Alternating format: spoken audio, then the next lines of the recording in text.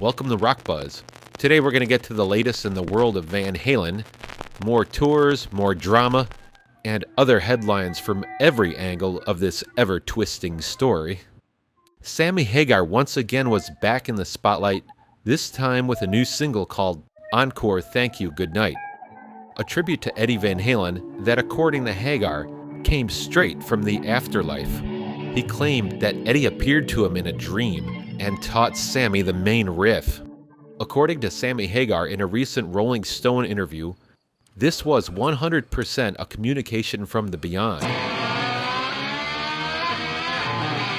But it wasn't just Sammy's new song that sparked some buzz. The video opens with a familiar silhouette, long hair, guitar on the shoulder, of course meant to evoke Eddie Van Halen, in spirit if not in name. The chorus was simple: thank you, I want to thank you, repeated like a mantra. Meanwhile, Hagar's Vegas residency kicked off with a full-throttle set at Park MGM, backed by Michael Anthony, Joe Satriani, and Kenny Aronoff. The band opened with the song from The Dream, Thank You Encore.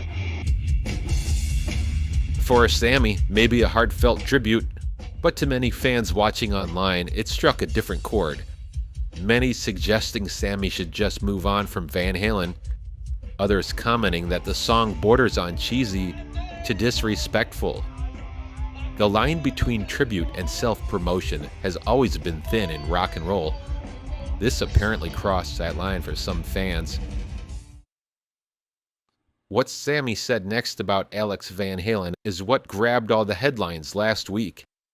In the Rolling Stone interview promoting his new track and Vegas residency, he certainly did not hold back when talking about Alex Van Halen.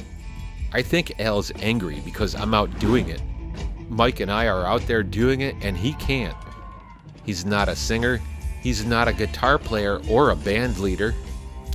And it seems like either he doesn't want to play drums or can't play drums anymore. And he can't go write a new record. Alex was not the songwriter in the band, he was the drummer. Eddie and I wrote the songs, Dave and Eddie wrote the songs, and so we can go out and do them. And I think that really bothers him, that Mike and I are still out there doing it. He continued, I would feel bad if I put myself in his shoes. I would feel terrible if I couldn't do it anymore.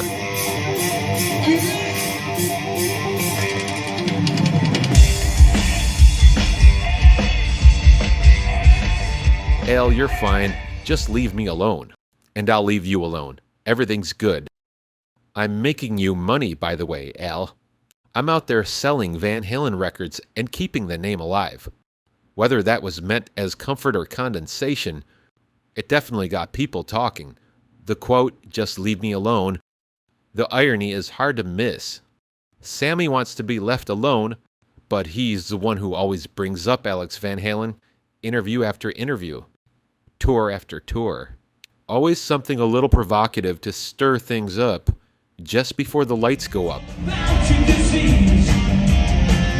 During the set, Michael Anthony took over vocals for Ain't Talkin' About Love, while Sammy left the stage, only to return near the end with a surprise guest, Kesha.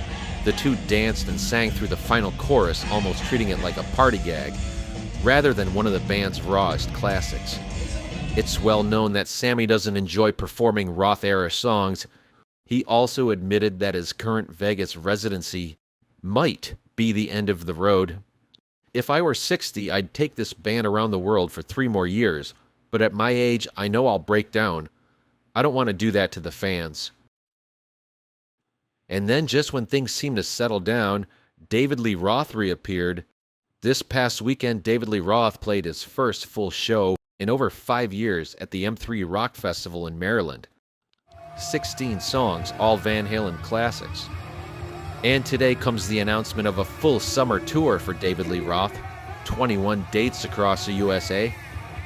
Roth had quietly been recording solo versions of Van Halen songs over the past year, laying them down live in the studio with Mill Auto-Tune, no tricks. Despite that raw setup, his return sparked a wave of online criticism. In the comments section and fan forums, Roth was hammered for his vocals, with some calling them rough, out of tune, and hard to listen to. Which is hardly surprising since he's been getting these kind of reviews on his live vocals since the beginning. Maybe his voice will iron out a little as he tours.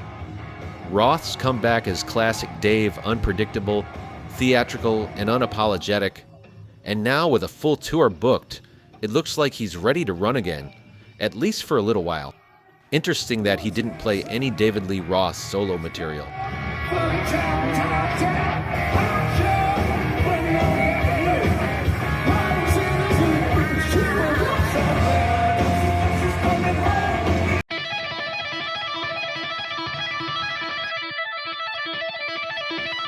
On the other side of the Van Halen news world, Wolfgang Van Halen stepped into the ring with his own statement, not in the interview, not through a tribute, but through a blistering new mammoth WVH track and short film called The End.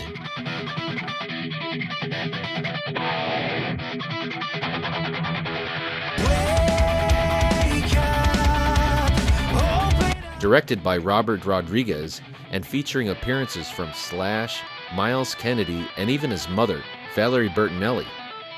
The video plays more like a horror movie than a rock promo. There were vampires, werewolves, a dive bar gig gone bad, but more than theatrics, it was the sound of the music that spoke volumes. Tight, modern, relentless, and what's everything his father taught him, filtered through a new generation. Whether the timing of the video release was intentional or not, the message was loud and clear. Wolfgang doesn't need to talk about the legacy. He is the legacy, and he's moving forward. He's the one keeping the Van Halen name alive. Not that it ever really needed help, but all of this, every single move from every corner of this fractured band, is happening because of one man who changed everything. One man whose sound, soul, and spirit are still echoing through all of it. Eddie Van Halen didn't just play guitar, he rewired the whole game. Eddie's the one who's going to go down in history. It's one of the most important musicians ever. Everybody who was ever in Van Halen, who say they respect and cherish Eddie, ought to be standing behind Wolfgang without hesitation. It's not about nostalgia or name dropping. It's about the one person actually carrying the Van Halen name forward, not through words, but through music.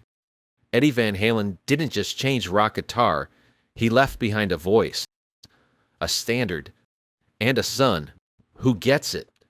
That is the legacy that moves, grows, and matters. That is Van Halen. Please hit like and subscribe if you haven't already. It's going to do it for today. We thank you for watching Rock Buzz.